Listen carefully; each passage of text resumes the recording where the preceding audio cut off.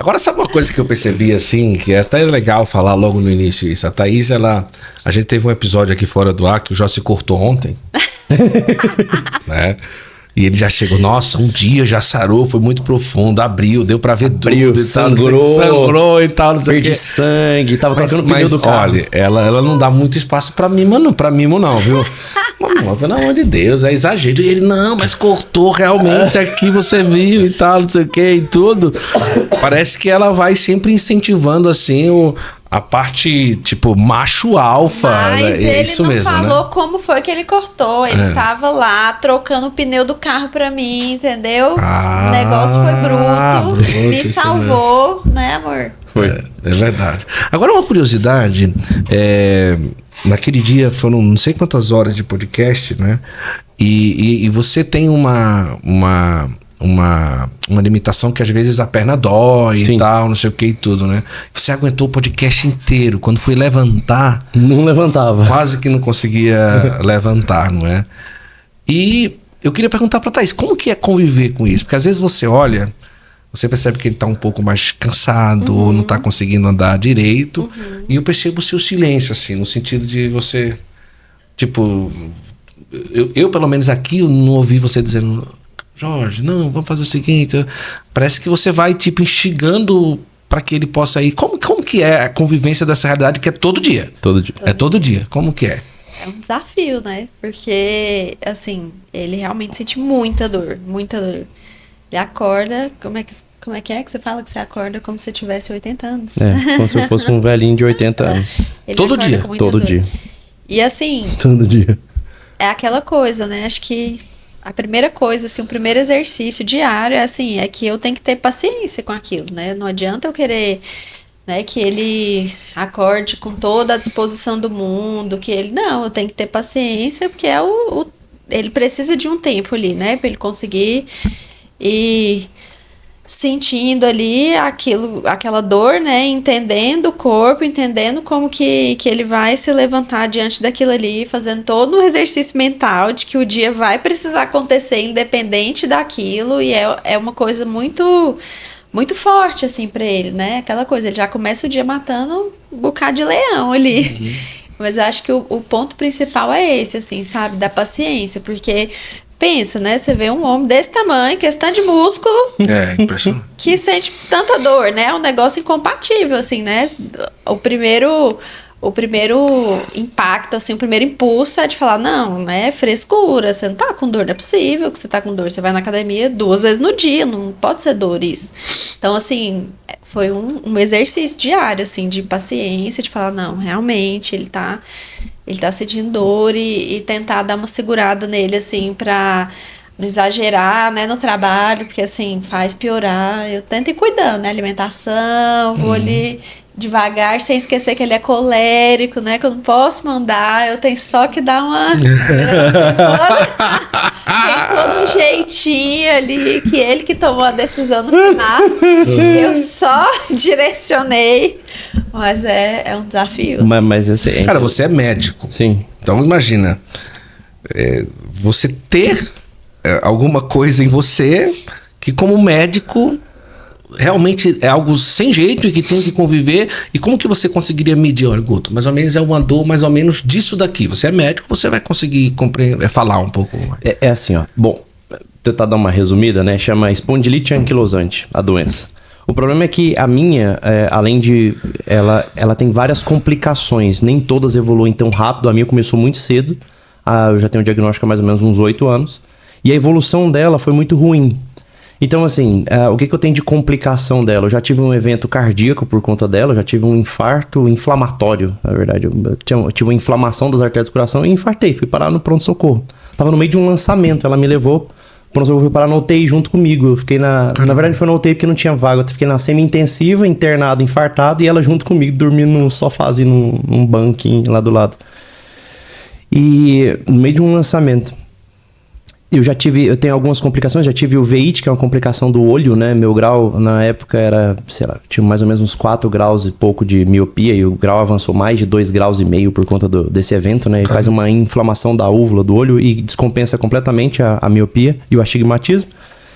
E talvez uma as principais complicações são as diárias, né? Que é a dor articular diária, então é todo dia.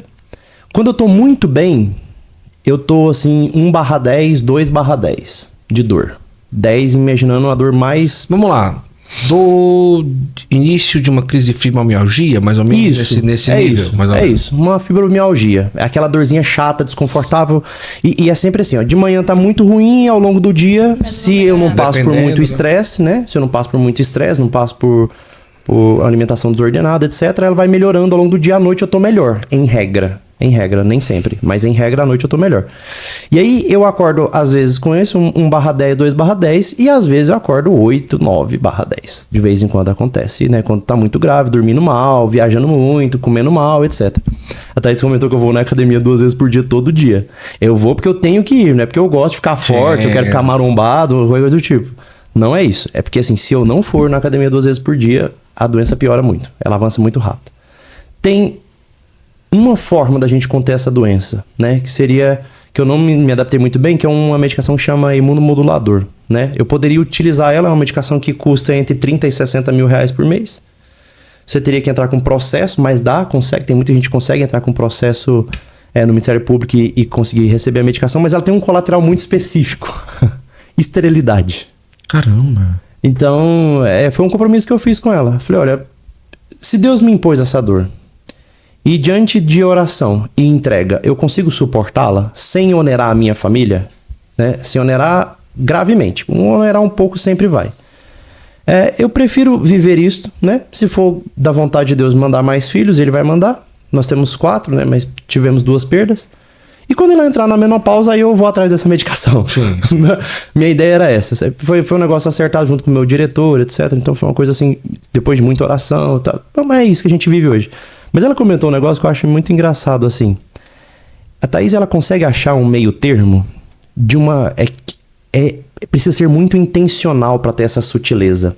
Ela consegue, ao mesmo tempo, dar este consolo para a doença, para você não se sentir sozinho, como se ela não estivesse se importando. Ela se importa, ela dá este consolo, mas sem passar a mão na cabeça o suficiente para você parar. É isso que eu percebi. É isso. Então, assim, ela consegue falar... Ah, amor, que pena, mas vamos. Sabe assim? Ela não te deixa parar. Porque esse é uma tentação. Ou de negligenciar o negócio e falar, não, você não tá com essa dor toda. Você não tá sofrendo tanto assim. Recente agora, semana passada, eu tive uma das principais complicações da espondilite, que é quando tem cefaleia insalva. Que também é um componente que pode aparecer na espondilite. A cefaleia insalva é uma dor de cabeça que antigamente chamava cefaleia suicida. Caramba. É uma dor de cabeça que ela bate 10/10.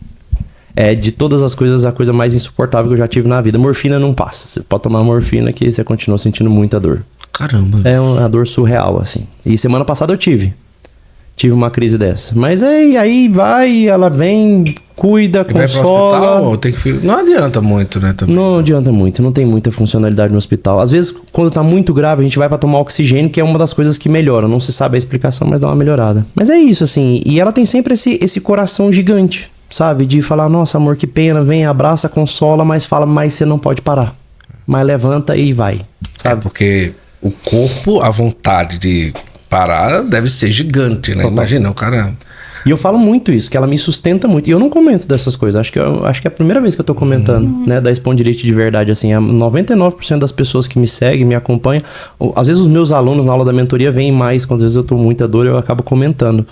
Mas eu não comento muito dessa questão da espondilite, né? Imagina, você vê o Jorge nos eventos, indo, lançamento, não sei o que, palestras, compromissos, e 99% das pessoas nem imaginam, talvez, a dor que ali está sentindo naquele momento, né? E isso, espiritualmente, acaba sendo também um oferecimento a Deus diante do apostolado, da vida de vocês, que para nós é muito nítido, que não é simplesmente um negócio para casais. É muito nítido. É como eu comecei falando, uma eleição, um apostolado que tem mudado. Por isso que hoje, por Dia dos Namorados, nós escolhemos estar aqui com o Jorge e com a Thaís, para a gente conversar sobre temas nesse sentido.